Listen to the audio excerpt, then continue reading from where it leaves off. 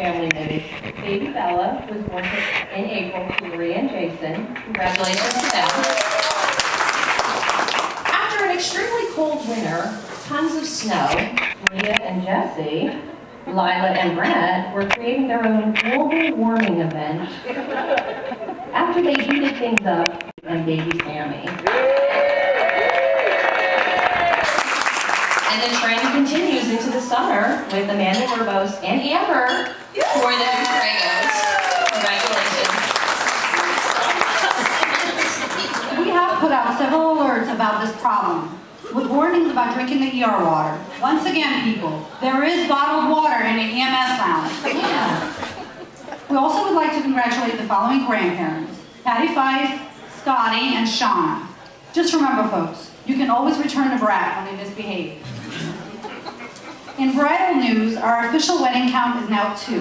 Alyssa and Lila are the official housewives of Osteo. The Bone Dr. Gary and Brad are still alive and doing well. Continuing with the family news, in our healthy living section, Megan has purchased her first home. Congratulations to her. I know she's not here tonight. This is the reason why the needs list is now 30 pages versus 50.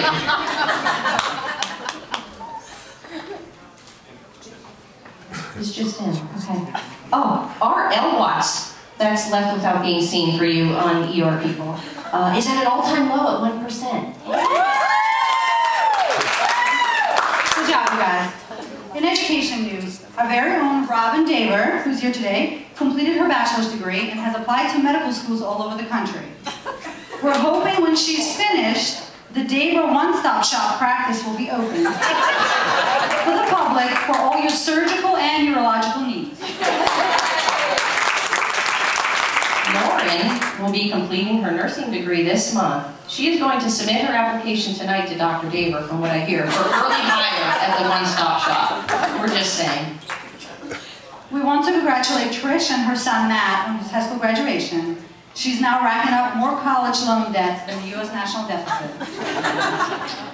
Also, a big congratulations to my co-anchor, Leah, and Amanda Kay for studying so hard and receiving their CEN certification. They are now official certified emergency nurses. The most valuable thing that they have learned is that every ER patient needs TLC. Thorazine, lorazepam, and compazine. Oh, and restraints, of course. Girls, don't forget to fill out the restraint checklist, the Q50-second checklist, and whatever other checklist that Joint Commission requires, or Sue Tyson will get on you. Just saying. To add to our education section, this year we initiated yet another alert, people. We have the sepsis alert, aka circling the drain. We will now call this alert on every patient that comes from the nearby retirement home. Our ICU admissions are all-time high. What do you think about that, Tara? Of course we can take care of these patients. We have completed that gene and moderate sedation program, and it only took about 500 hours to complete. But if you've not done so, you should see Trish or even Sue by the end of the night. And if you haven't been moderately sedated yet, please get another drink at the bar.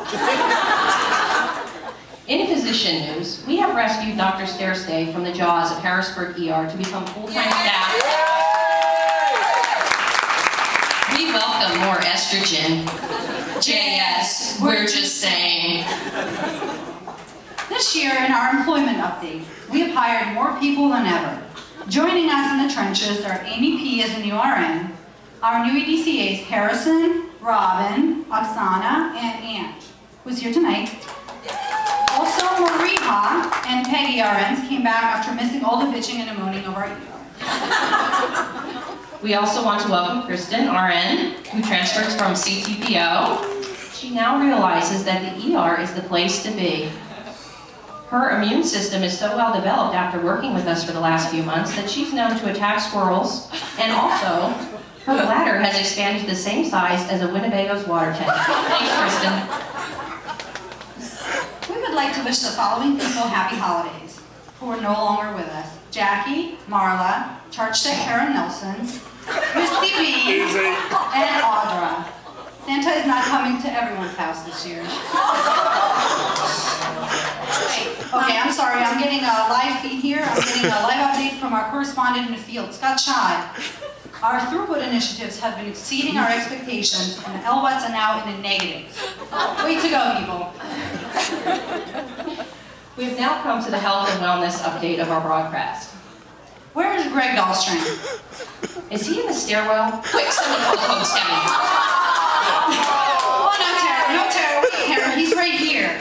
But just in case tonight, if Greg is missing for more than 5 minutes, everyone please check the nearest bathroom. And then if he's not there, please check the nearest stairwell.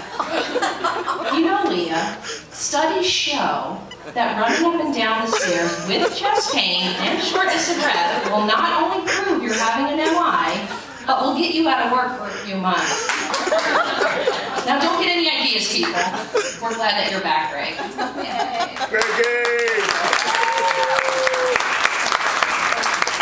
In our senior moment, Glenn Stone Laverty III has reached a milestone and turned 50.